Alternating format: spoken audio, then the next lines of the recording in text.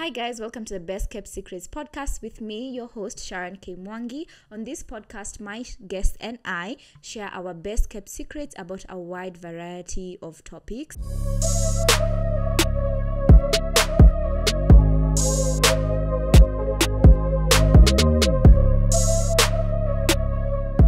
Today I have my friend here, Sue, with me, and we'll be speaking about religion versus spirituality. When I thought of doing this episode, I knew for sure that I had to do it with Sue. She's someone who has been very instrumental in my walk with the Lord and building a relationship with Him. So she's the best person to do this particular episode with. I'm so excited for you to share your story with people because I honestly love it and I find it so relatable, and I hope you guys feel the same way as well. Do you want to introduce yourself and say hi to the people, Sue? Sure do. Hi everyone. My name is Sue Mbogo. I am daughter, wife, mommy, friend, period. In that order. Okay? In that order. That order. So happy to be here, Sharon. I really love the Best Kept Secrets. How are you guys loving it? I absolutely love it. Thank you and so much. I'm just a little bit shy, so I don't know how. No, you shouldn't be shy. It's just me and you, okay? And a bunch of is. other people watching us later, but in this moment it's just me and you, okay? Thank you. I feel much better. I'm glad you do. So I would love for you to just tell us like where your relationship with God started from. Like, I know where you are now, but I want you to take us back from the beginning. How did you start? Like, where did you start from? From the beginning. I love that. In the beginning. Oh God, okay. Not the so Christian jokes. Oh my God, help me. Christian jokes coming through. In the beginning. Oh, sorry, Sharon, but the beginning. Beginning. Okay, so the beginning started. What? The beginning actually started. My beginning, and my backstory is I'm just like a normal. I feel like it's normal because I feel like it's almost everyone who comes from a Christian background. You know, your parents go to church, and so you're a church goer from early on. Yeah. But for me, my father was also a pastor. Okay. And he was also... I didn't know that. He was. He was a pastor. I didn't know. Can you imagine? I had no idea. I'm hurt, but I shall proceed. Your father was a pastor. Yeah, he was a pastor at ACK Church. And Sharon, I loved, and I still love him. He's now with the Lord. And I just feel like he really modeled for me what a relationship with God was like. He loved to play the piano, and he wrote songs for God, and he'd consistently and I'll find him just talking to God, writing hymns, love songs or whatever. And as a little girl, I just wanted to be a pastor. Yeah, so from a very tender age, like I used to, even because I used to watch him preach, then I'd come back home and reenact it. I'd do his jokes. I really, really loved my dad. And so when I was 7 years old, I gave my life to Christ. A traumatic experience for me. I was the only person in like the service, right? Because the preacher called for an altar call. Nobody came. And I was feeling the urge at age 7. I remember walking, because I was at the back, walking all the way to the front, and just my dad was so excited. I saw him just like stand and clap, and that was the journey for me. And as a little girl, I did have a lot of encounters with God, looking back, that even for my mom, she didn't understand. Because let me just like tell you one. Okay. Sharon also loves me because I tell her she just loves my storytelling. I hope you guys love it too. Tell us the encounter. Yeah, so when I was there's a time that I used to have a lot of vivid dreams. And I remember like I dreamt, the Lord showed me beforehand. He'd show me different things. He'd show me a business deal that would go sour. He'd show me like I'd see striking doctors because my mom is a medic, and I'd tell her, then it would happen. Like I just see these things. I'd see an accident. I'd dream about it, then I'd tell her. And my mom at that time, there's a thing in Embu where they say that if you have black spots on your tongue, you're like a witch. Oh, So wow, don't I say, didn't know it's that. an actual thing. Yeah. So she'd tell me, don't say it, even if you dream it, don't say it out loud because it will come to pass, right? But like growing up, the Lord was really, really present, but I didn't know what that was, and she didn't also. Yeah. Because of her background, she was just like, hey, you're weird, don't say Yeah. these weird, weird things. Weirdo. Weird little kid. But like now, so my relationship with God was just that. I'd want to be a pastor like my dad, and I'd want to sing songs and all these things just like my dad. Yeah. And then my God loving father, he dies, right? At age? I was 13. 13. Yeah, because I was in class 7. Is it? I don't know. Yeah. I was in class 7 at the time, and Sharon, I could not like understand. And then my dad, I still have his Bible. He had written all these prayers, and he tell God, heal me. You're a healer. He was sick. He was sick. He got sick. Was it cancer? I think it was cancer. And I remember just like when he went for the first surgery or whatever, like I was praying, Sharon. I was praying, I was fasting. Heal my dad. You can do it. Like it's in the Bible. Yeah. It's all in the stories. Yeah. But he was not healed. Yeah. And he died. Yeah.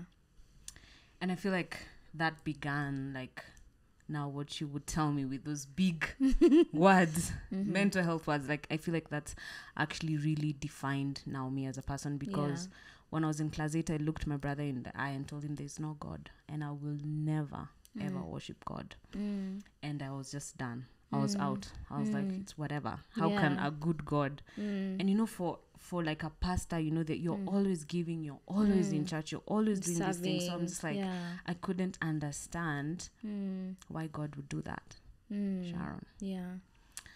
So now I went to high school and I became a birdie. I was a bad Baddie. girl. I was a bad girl. I was just a bad girl.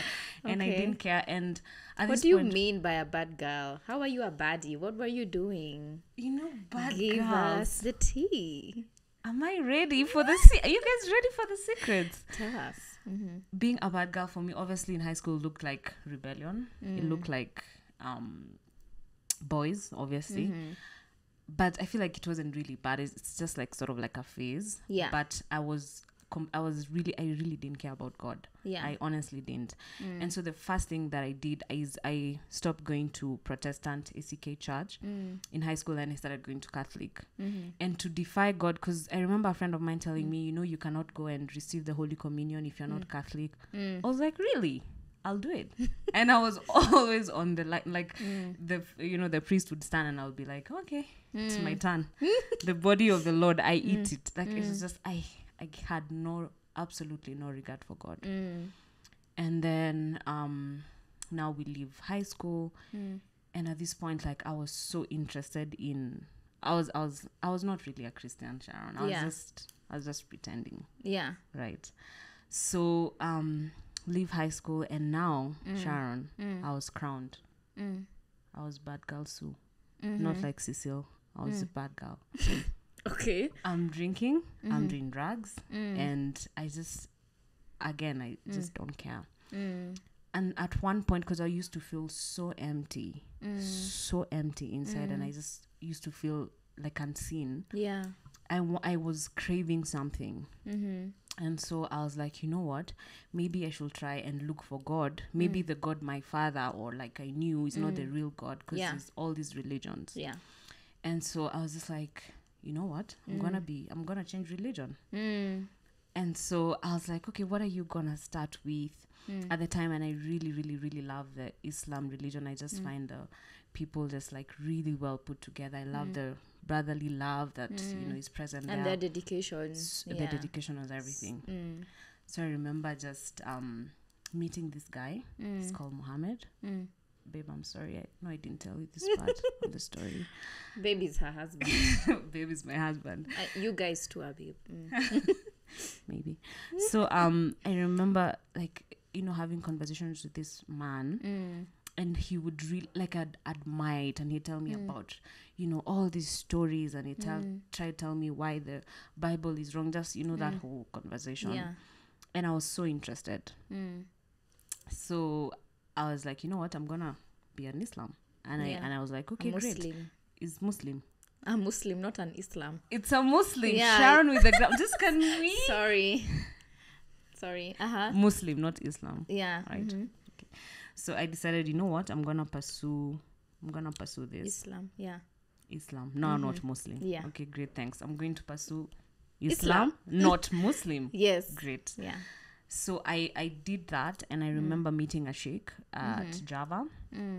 And I was just walking me through what it would potentially look like. And I remember just him telling me, you know, we'll have to change your name. And he asked me, like, what name do you want? What name? And I was like, I was blank. Like, I had Islam friends. Yeah, Muslim friends. What is going on? You had Muslim friends. You have Christian friends. You had Muslim friends. But now, continue. Okay, let's not fight about this. Yeah. Yes, but I couldn't like think on a name, and I remember him saying, "You know what? We're gonna call you Jamila because Jamila means beautiful." Period. I was like, Jamila Mbogo, Wanjiku Mbogo. That's it. We're done. And I just remember like him walking me through what would be required. And I called my mom. Yeah. At this point, my mom is still, you know, a Christian. She's still in church. Yeah. But I'll tell her everything, right? So I told her, Mom, I'm changing religion. I'm now going to be called Jamila. And I remember talking to the sheikh, and he said, you know what, you need to separate from your family, at least for some time until like you are strong enough so that you don't, you know. Sway and I was back. just like, I know, I can't do that. So then, you know, there was the whole conversation on what you can wear and what you can't wear. Where you, here I was just like, as it is in all religions. I was just like, no, I can't. So I did try to pray a little with the beads, but I was just like, it's so hard. How will I learn this new language? I was like, no, this is not for me. And I just remember like I'd always just pray and just go like, okay, Allah, nisaidie. You know, like just help me transition if, you know, you can hear me. Yeah. So we discovered, kumbe, that's not for me. Not for you. Okay. So I also had a friend in uni called Patel, a Hindu, right? And I was just like, sis, there's just something about how Indians are wealthy, and I love money. I want the money. You want so the money. Maybe the gods, you know, would help me, right? And I remember just how like, let's meet my parents. I don't know how you can transition. Are you serious about this? I was like, I am. So I met her parents, but I told my mom, you know, I told my mom was like, okay, great. Could you share with me their numbers? Because, you know, my mom felt like she was losing me at every stage. Yeah. And what she'd later tell me is it was important for her to know where I'm at so she can know what to pray for. So now I meet the parents for dinner and they're walking me through like just how there's just not one God and there are different gods, and wow, just all that theology. And they had this fancy house. It's like, I can see how the gods are doing this thing, and I'm in it. But then after that, they gave me like, because I was just like, I'm really interested in connecting with the wealth god.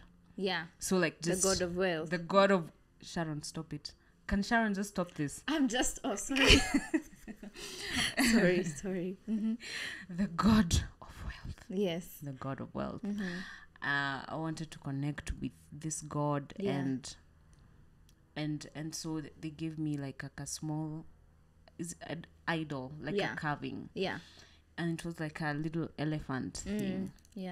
And I just remember this babe telling me like how you worship and you just the posture and the heart and the, you know, just like taking it in, and she's telling me all these things about how you can elevate and all these wonderful great things. I was like, yes, I hear that. And so I remember I did it. I used to wake up and just talk to the God and just, you know, explain to him, love on him, whatever. And then the worst happened, Sharon. I took my little idol home, and my mom was cleaning my room. I think I was just doing something with my brother, like watching TV or something. And then suddenly she screams, "Ooh!" And and you know what, we're like, okay, what is going on? Yeah. So we ran to the room. We're Yeah. like, Nini, is it Yeah. a snake? What is this? Yeah. Like, my mom can be dramatic. Yeah. She's like, guy, Mungu wa Susan amekufa, ameanguka, amevunjika. And she's holding the little Elephant. And the trunk is like broken off, and she's just like, what do we do? Yeah. And my brother picked it up. She's just like, oh my God, may God forgive us. They were just being so dramatic. Yeah. They mocked me, Sharon. And at that point, I was just like, this is definitely not it. Yeah. And at this point now, I'm just like, you know what? There is no God. You've tried everything. I've tried everything. Yeah. I've been asking these gods, like, meet me in a dream or whatever. Like, Yeah. there's nothing. Yeah. And the one that I knew, you know, just done kill my dad. Yeah. Right? So then now I decided, you know what? I'm going to be an atheist. And I told my mom straight up again now, like, there's no God. And I'm going back to factory setting. Like, I will never. And I don't know why, when I was saying that I was practicing atheism, I was actually more interested in proving that the Christian God was a lie. Yeah. That So he I'd didn't exist. Yeah.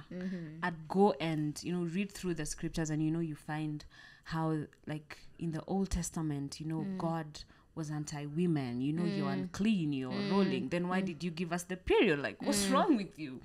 Give us the period and say that we are dirty. You know, I was just like, and then the logic for me. I was just like, why would you do it?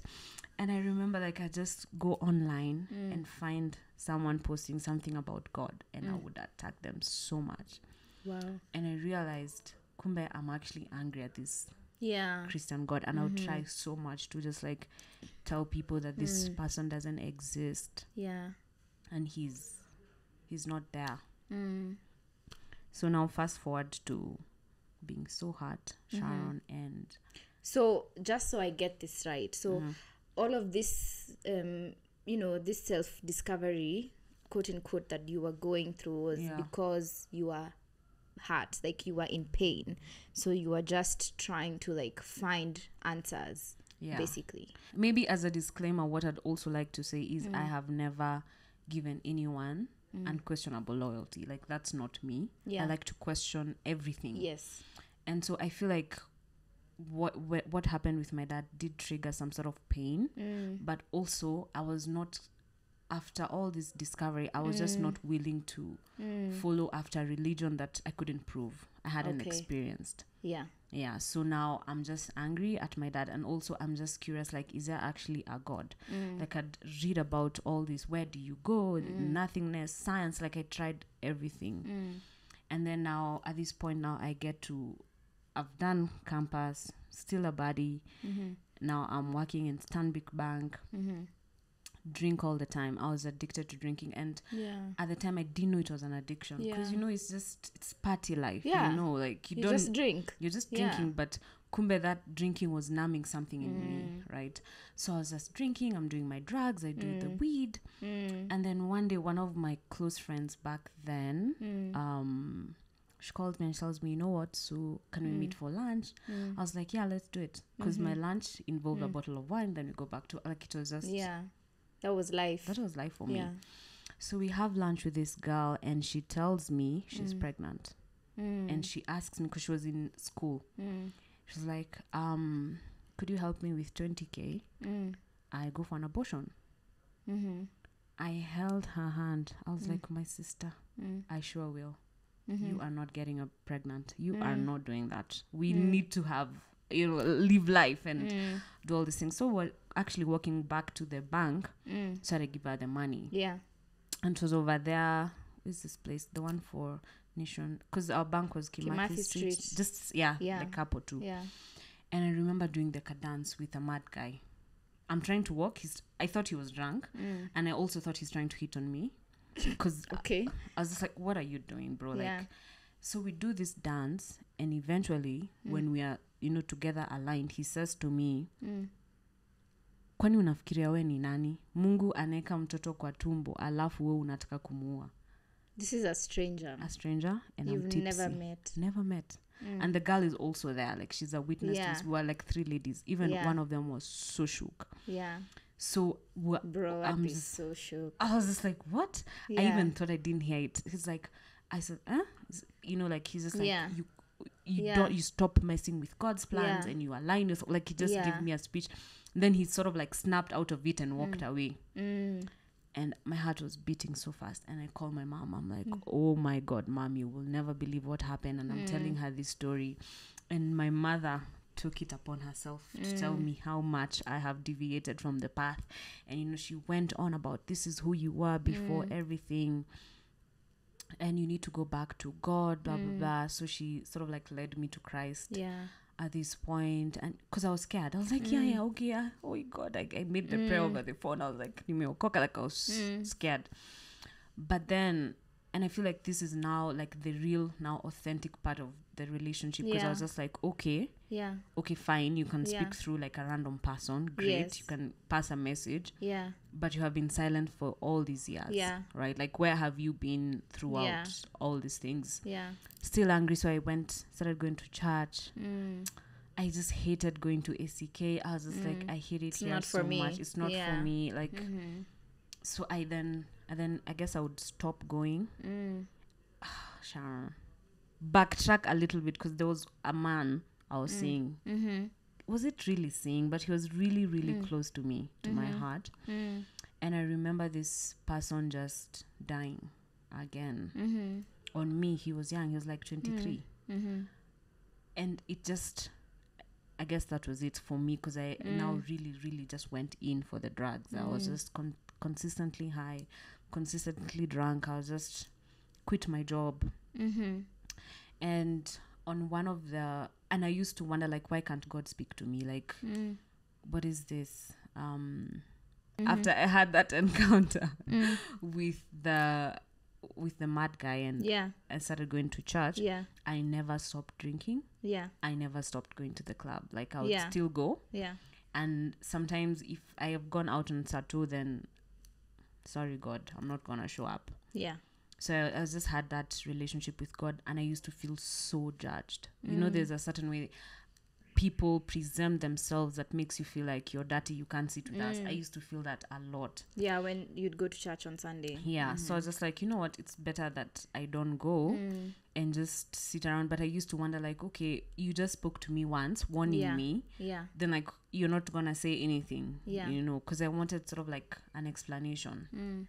And so when this person who was very close to me died, I started grieving him. And I guess, like, I had known, I wanted to just bury that feeling and not deal with it. So I went back to, like, really, really deep in, alcohol. There's at one point that I was just like, you know what? In between, I have given my life to Christ. I was like, you know what, Sharon? I am a lesbian.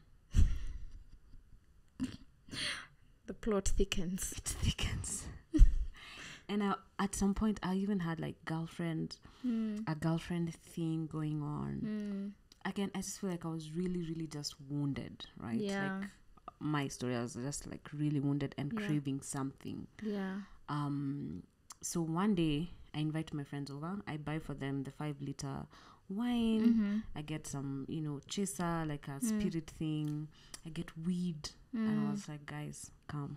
Let us partake. And they came, and we're just drinking, and the music. And I don't know, Sharon. I know Sharon is a good girl who's never done all these wicked things. Why are you lying to the people? Why are you lying? So part of, like, how we wanted to smoke is we wanted to just be under the canopy of the weed. So we closed every window. You wanted to hot box. Hot box. Is that what we're calling it? It's called hot boxing. Carry on. Alas. Okay, great. So we are hot boxing in this room, and I know, like, I can't remember, but I know that I was very, very high. The highest I've ever been. And I remember we switched off the music, and it was dead silent, and everyone, I guess, was meditating or whatever.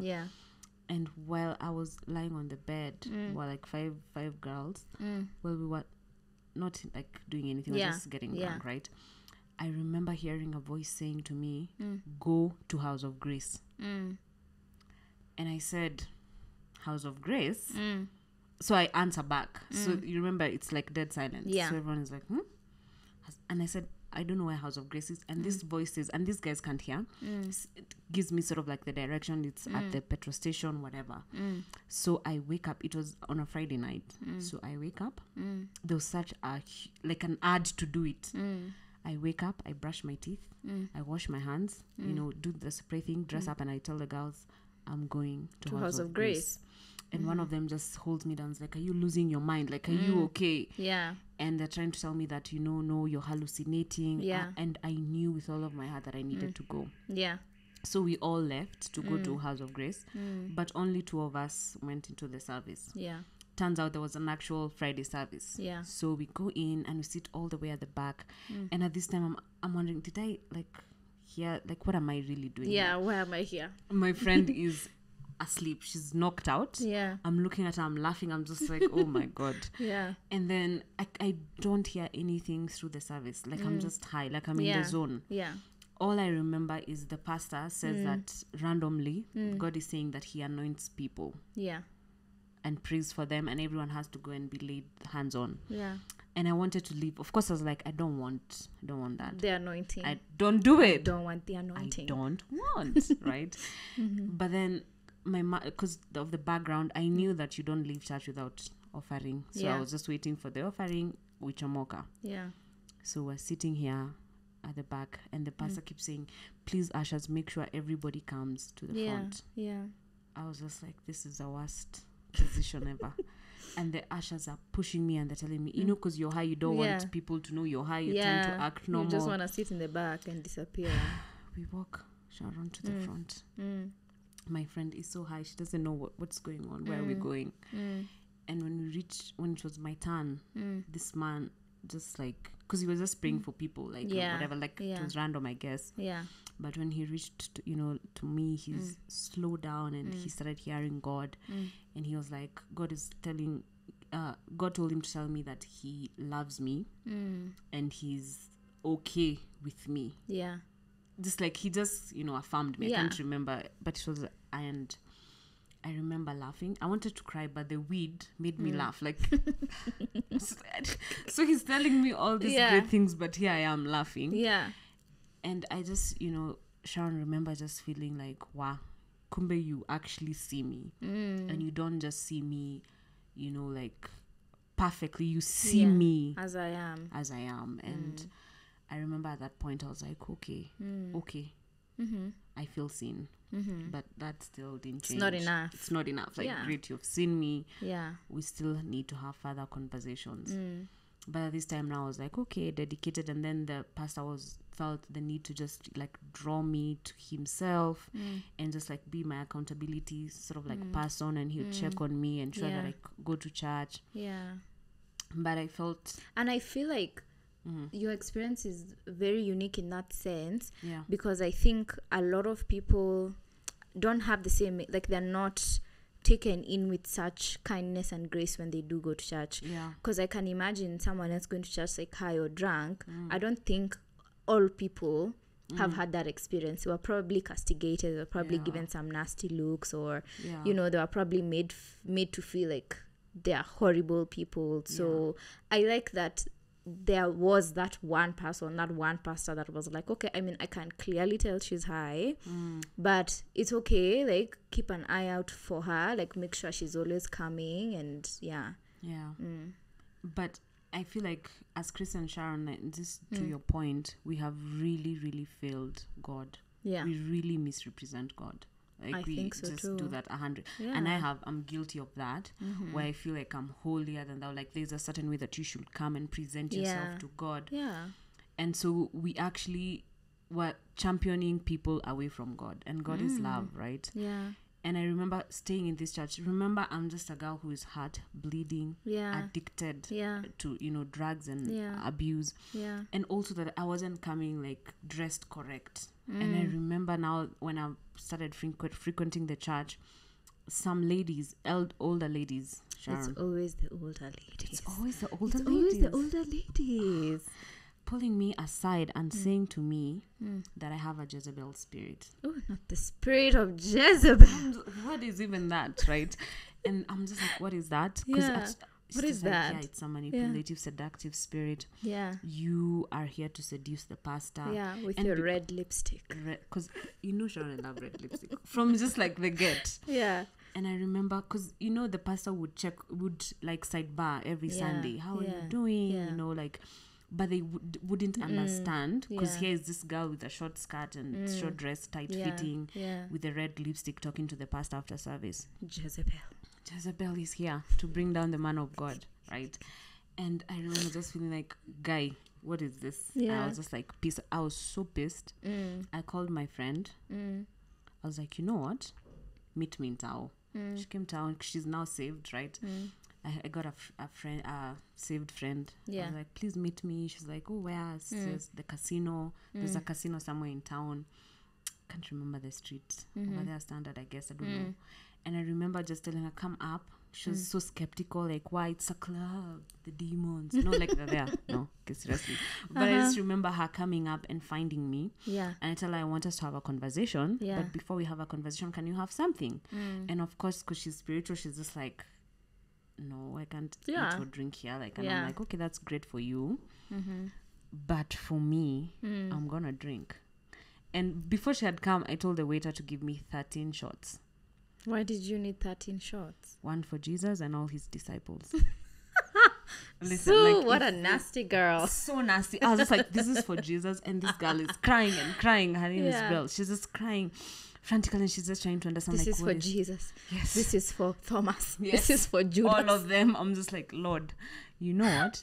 You brought me from the world to tell me I have a Jezebel spirit. I didn't even ask for it. I don't even want this. Like, it was wild. And I remember going back home and just like so drunk.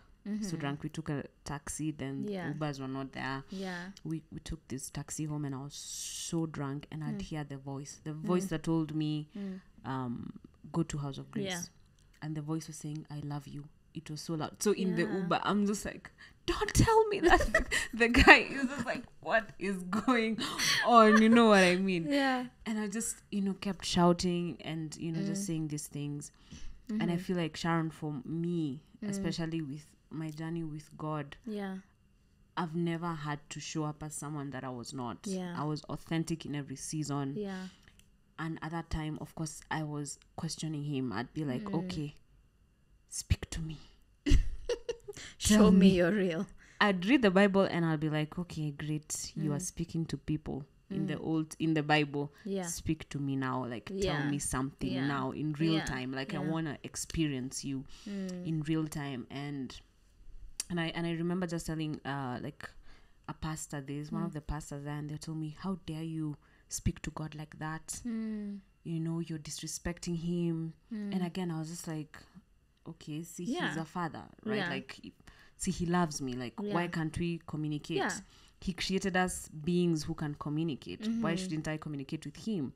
And they would bring these religious things of how you are dressed and talk to God and how you pray. And I used to be like, this is not for me. I want us to be able to have a conversation. And so then one day, Sharon, I feel like I've spoken so much. You have. I have. Do you want to wrap it up? I want to wrap this up. Wrap it up. Maybe I want to be invited next time. Who knows? Lol. Sharon, I feel like throughout the whole process, the thing that I realized is that God is very, very present. Yes. In the ugly. Yeah. He doesn't check out when you're going through stuff and when you're unstable and when you can't understand. Yeah. He's not how he's represented by the church. He's loving. And he leaves the 99 for the one. You are definitely the one. I was the one. He just ran after me all through and through. And you are running away from him. Yeah, and and also, you don't have to be perfect. And I feel like I even talked about this with you sometime with Ivy, and I was saying how even as early as 2018, I was Holy Ghost filled, praying, dreaming, prophesying, speaking in tongues, every single thing, and I was still struggling, and I was in the club, and you saw me there. Yeah, I was there right next to you. Right there next to me, my sister. And just really understanding that, you know what, we're all just being perfected. Yes. Right? It's a journey. And I'd love to hear a little bit about your story now. Girl, my journey is not as, It's dramatic as yours. But in a nutshell, I in a nutshell, I also have a background or like a foundation in the church. Right. So I'm not a pastor's kid, but I did grow up in the church. My mom made sure that I did not miss any Sundays. Right. And even if she wouldn't take me, my cousins from my dad's side would always go with me because they served in the church. They were much older than I am. I think they were in their 20s and I was like 8, 7, 6. So they were like teaching Sunday school and all of that. So they would always like go with me for all of these things. So I went to NPC, which is now CETA. I went to NPC Karen. So I did Sunday school there. I did DBVS. I loved DBVS. Like it was, that was like my childhood for me. Like it made me look forward to like being in church. I remember I used to do the drawings for like Jesus, and like, you know, like they would make us do like art activities during DVBS. And I sang like in like the Christmas carols. Singing? Yeah, like we wore like this little like black skirts and like a white lied. top. Honestly, that was me. Like I was singing in the little kids choir for Christmas carols and So like cute. yeah. So I was very, very like involved and active in church. I had church friends, all of these things, like all through like my younger childhood into teenagehood. My mom tells this story to every person that she could possibly tell, and I also have like little inklings, like I can kind of remember me doing this as well. But when I was around that age, I think 6, 7, you know, these like hymn books that you have in church. So in NPC they used to leave hymn books in all the rows in church for like when you have to sing hymns and whatever in church. So every single row that we would sit in, I would take the hymn books in that row during the service, and then I would write, "This is the property of Sharon Mwangi." Oh my God. And then my mom, every single Sunday, she'd be so upset because she's like, "It's not your property. You can't keep writing in every single book." So I would write, "This is the property of Sharon Mwangi." And I would write how I was going to be a pastor. Yeah, like I was literally writing, I am going to be a pastor. Wait, I need to check this in. Yes. You have never told me this. I've never told you this, but yeah, that was me. And because when I call Sharon pastor, she just like, I'm like, no, don't call me that. but she used to call herself. Carry on. Yeah, I used to call myself that as a child, and I used to say, yeah, I'm gonna be a pastor. And then I think even, I don't know why, there are some services that I didn't go to Sunday school. So those ones that I didn't go, I would stay in the big church and I would write in those books, and I would listen to the pastor, and I would tell my mom, I'm going to be like him. Now I don't even remember his name, but like the main pastor at NPC Karen at the time. So I used to say Sharon, that to my mom. I promise we can call my mom and she'll tell you this story. And like I don't know where those books are now, but I think I wrote in like 70% of those books how it's my property and how I was going to be a pastor. So all this to say that like I had a very strong foundation there. So when I got into high school, now I'm a teenager. Of course, now I'm also starting to be a bad girl a bit. Bad girl, Sharon. So now at this time, church kind of became like a social gathering for me. Like I would go to church to hang out with my friends, or like to meet boys, because my parents were more of my mom than my dad, but my mom was very strict. So the only time I was allowed to leave the house and like socialize with people was like Sundays, like church. So I would look forward to that, and I would always tell like my 2 little boyfriends, if you want to meet me, you have to come to church. Alas. Like you have to come. This is the service. This is the time for the youth service. You have to come here. So your boyfriends were not Christians? No. A shock. They would come to meet me there. I don't remember having any like church boyfriends. It was always like boys I met like in funkies, like during school, and then I would tell them so much work. Yeah, I would tell them, come, if you want to come meet me, you can only meet me on Sunday, so come to this church at this time. And then they would come. So like I don't even think I would always like attend the services. I think I would just like hang out with my boyfriends and then go home. Mom, I'm so sorry, I know you're listening to this, but that's what I was doing while you were thinking I'm in the service. So sorry. Yeah, but like I really enjoyed church. I had church friends and all of these things. So I think when I got now into uni, I definitely like lost all of that. I was now a proper like bad girl, and I think it was just like me, I just wanted to explore, and especially like growing up with such strict parents, I just wanted to like be free and like see what like all of these things are about. So I was drinking. I think I started drinking as early as Form 4. Mom, Aki, I'm so sorry you don't know any of these things, but sorry, Mom. Yeah, and I was younger than a lot of my age mates because I started school early. So I was 16 in Form 4 while they were 18. I started like having sex around the same time. I'm so sorry, Mom. But anyways, yes, I did, and so did my friends. But then for context, they're 18. I'm 16, right? Yeah. And I'm just like, I mean, it's normal. And whatever. So I mean, I'm just drinking, I'm having sex, I'm doing whatever, and like I don't take the Christianity, religion, God thing is like non-existent at this point. Yeah. So I go through life like that, like early 20s, all of that, until when I got depressed. Sister, we need to take like a breath there. So I get depressed, and the first time, obviously. Do you want to share on what triggered the depression? Such a tender age, 20. I wasn't 20. I was maybe like 22, 21, because now this time I'm in my 4th year of uni. That's the first time I remember having an episode. It wasn't a man. Oh God! It was not a man. Thank you, Jesus. It wasn't a man. But I went through a traumatic experience that I can't really share yet. But yeah, so the first time that I went through it, I definitely like didn't even seek out God. I was just like, I'm just gonna drink. And like suppress these like thoughts and feelings and pain and all of that. So I used to drink a lot. Like I would drink to black out. I would drink to like be drunk and just like not like just be numb and not feel anything. And I would drink very like cheap liquor. I feel like cheap liquor is the one that gets you like drunk, you know, in a finya. Because we are not advertising. We're not advocating for the cheap liquor, but that's what like I would drink like and crazy it was Coke. affordable. Exactly, I know that crazy one. Coke. Yeah, I would buy a quarter, because a quarter was like 2 SOK. Of course, on a student budget, I could afford that. Yeah. So I'm drinking crazy Coke. I'm vomiting all over the place. I'm also having like a lot of like men and like sex and all of these things, because I'm not like in my right senses. I'm just trying to like run away from the pain. Right.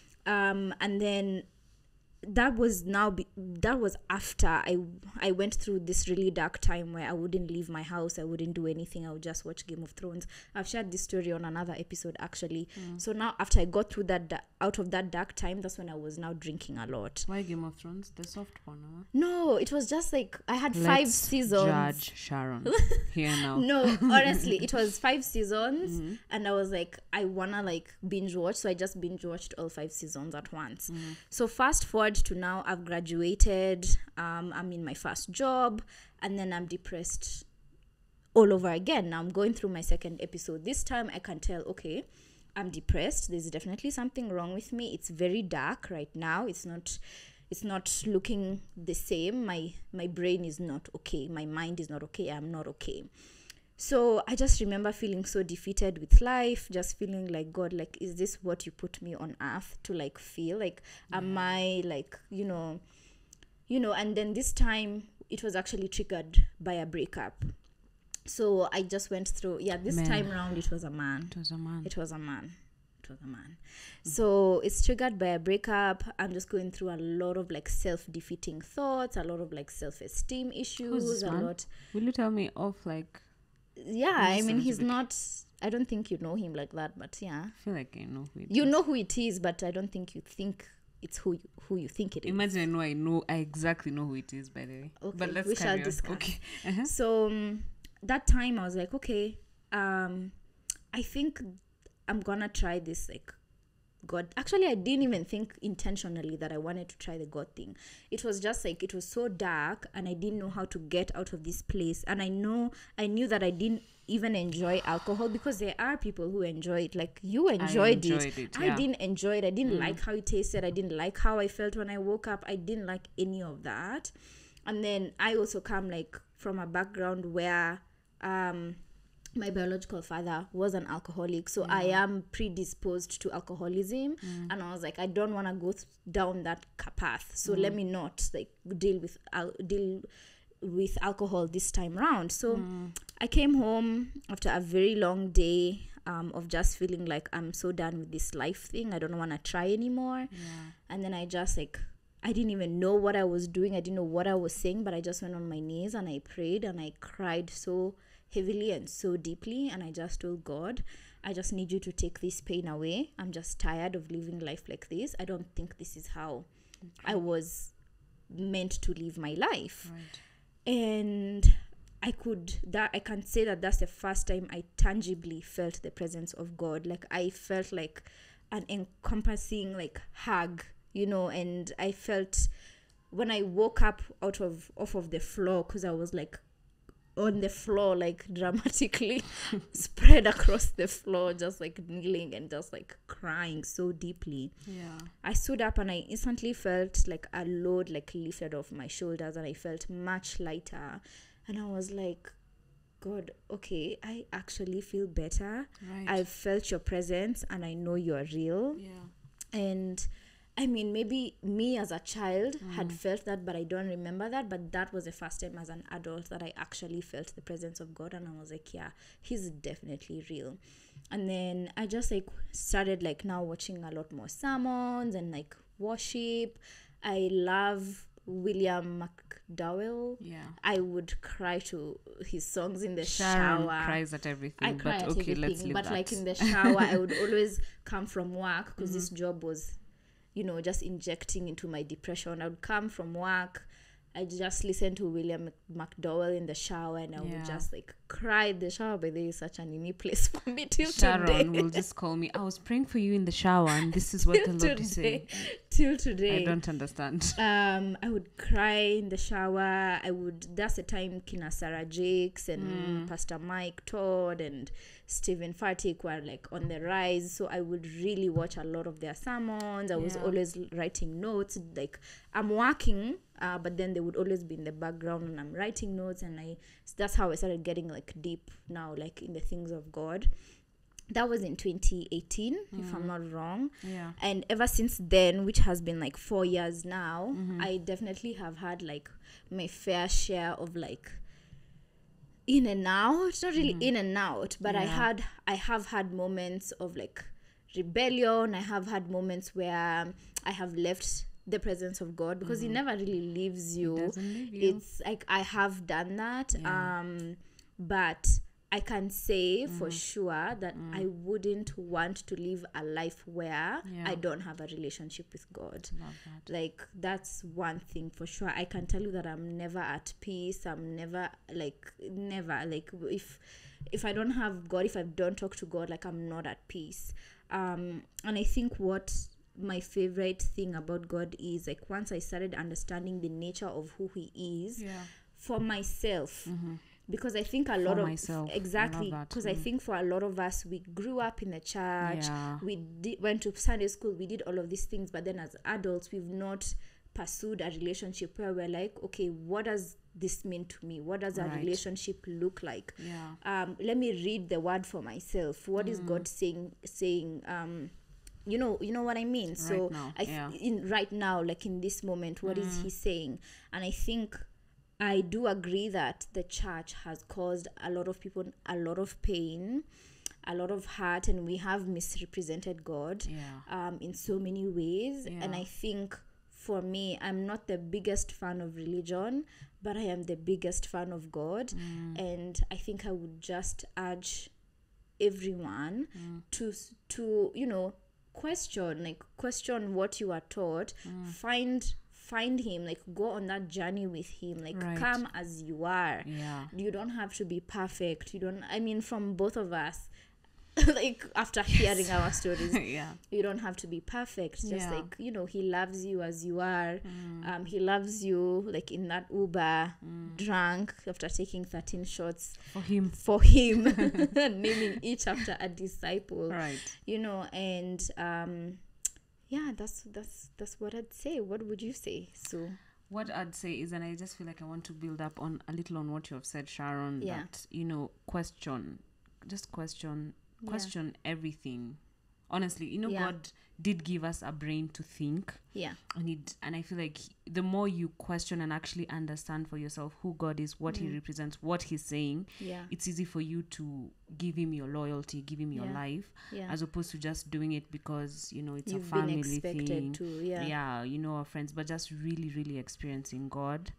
And my best kept secret, Sharon. It's time to share your best My kept best secret. kept Tell us. secret is that I have realized, Sharon, I have unearthed that God is love, and he loves us at every season. I know he's holy and he's pure and he's amazing. Righteous. He's righteous. He's just wonderful, but he's not afraid to come down to us when we are the mess, when we are, broken. Yeah. And also realize, and I think I was actually sharing with you that there's a way that you can actually process things with God and just be angry, but with him. He's sort of like, he hears. And I feel like throughout my journey and as at right now, I used to feel like God is not able to process or know when you're really mentally or heartbroken, like when you're in pain. Yeah. He can't relate, Yeah. but he can, right? He can relate, and he's literally the best person to talk to and Period. be there for. And just come as you are.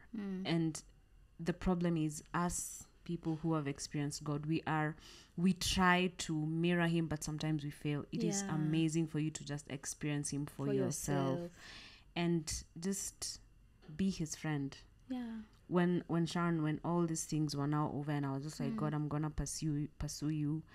I remember I used to go buy pizza, get some candles. Okay, you guys already know I'm a bit dramatic. Okay. So dramatic. Switch off the lights and just be like, God, I want to go on a date with you here now. Come over for dinner, Lord. And read his word and just talk to him. And I'll tell him everything from, my God, that man is so yummy. Or, Lord, like, help me because I'm going to do something here. Yeah.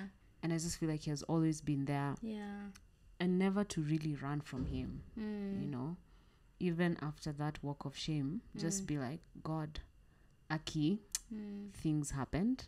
Yeah. Here I am, help me. Yeah. And not like, oh God, I don't want to talk to you. Yeah. There's something that what is this thing that you say to me that you feel, this is this, like a guilt thing, like I forgot it, and I really go through that a lot. I forgot the name, but yeah.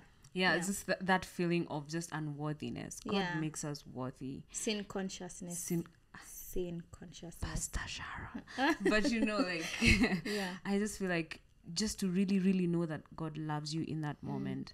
The Bible says, Sharon, I'm going in. Bible says it's coming. Bible says that God is I paraphrase, but something towards the lines of, if an earthly father can do you good, how much more your heavenly Father? It's in Matthew. And just imagine like Baraka falling down and getting all dirty, and us like parents just going like, no, we can't touch you, go and be changed. Like when he falls, when he's crying, when he's hurt, that's the time that I want to wrap my arms around him and affirm him. How much more God, especially when we are down. So just run to him. Don't feel like he doesn't condemn you. He understands you. He loves you. He's the best, Sharon. Period. I feel like we haven't held hands the whole podcast. Can we just do that? This little weird girl. My best kept secret. Right. First of all, I feel like we need to have an episode on sin consciousness and guilt and shame, because I think a lot of us... I'm coming back. A lot of us have ran away from God because we feel like we're not good enough, we're not worthy. I am a sinner. I have sinned so badly. How can I come back in your presence? I'm such a dirty girl. Like, I struggle with that every day of my life, and just like feelings of unworthiness and all of that. So we are definitely gonna have another episode about that. But to end this episode, I want to share my best kept secret. And the way I met God, the way I first experienced God is as a comforter. And that's how he's been showing. I mean, he showed up in many other ways, but that's how he consistently shows up in my life. And I think for me, my best kept secret is the verse in the Bible that says that he's close to the brokenhearted. And I think he's close to the brokenhearted. And I feel like if you're broken, if you're wounded, if you're feeling like you're unworthy, you're not good enough, you're all of these things, I want you to know that he's the most closest to you right now in this moment. Not when you're perfect, not when you're going to church every day, not when you're serving, not when all of these things. I mean, he still is then, but even now in this moment right now, even now in this moment, he is close to you, he hears you, he loves you, and he looks at you and he thinks you're worthy in every single way. So that's my best kept secret. Thank you so much, Sue, for coming. Like Sharon has another best kept secret. What is my best? It for you. Don't share. I'm gonna share it for Sharon. And I feel like this is something that I knew it, but when she said it, it's totally revolutionized my life. Yeah. Oh, big words. I like it for me. There's a time that I called you and you told me something towards the lines of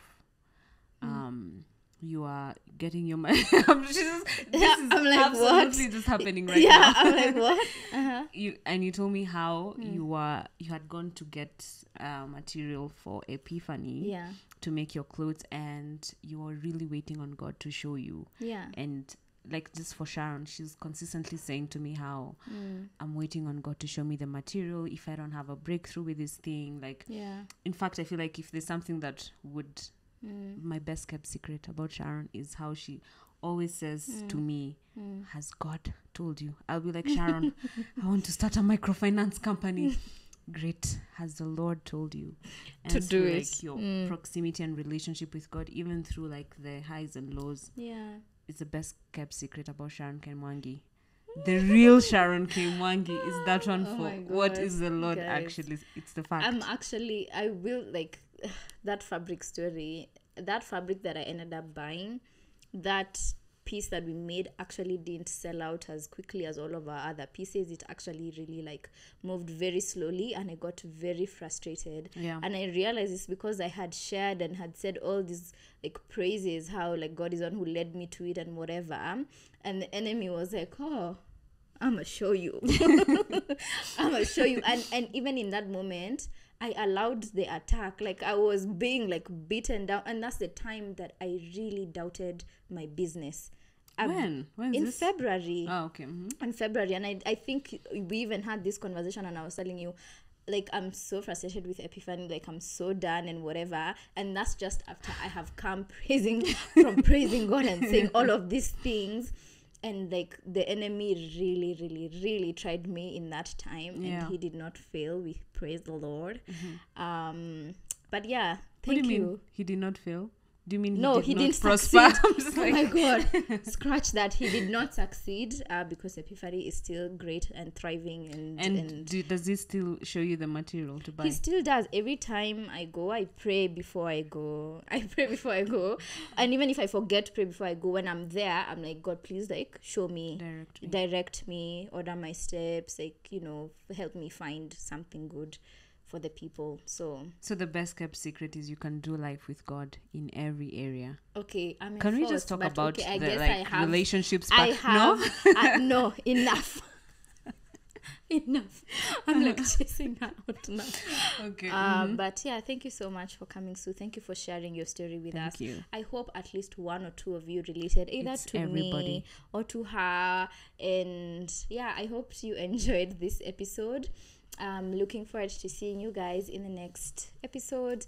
Thank you for listening or watching. For those who are watching us, we need to come up with a name for the BKSP squad, because we don't have that. But leave suggestions in the comments. Tell us what we should be calling. What I should be calling you guys, because I want to like have something to call you guys. Do not suggest anything. I can't I can't tell you what to suggest something. But we're done. Just like the last statement. Leave a comment below and say hashtag bring Sue back, and I'll be back. Show me the love. Okay. Hashtag bring Sue back. Thank you so much for watching or listening. See you guys next time.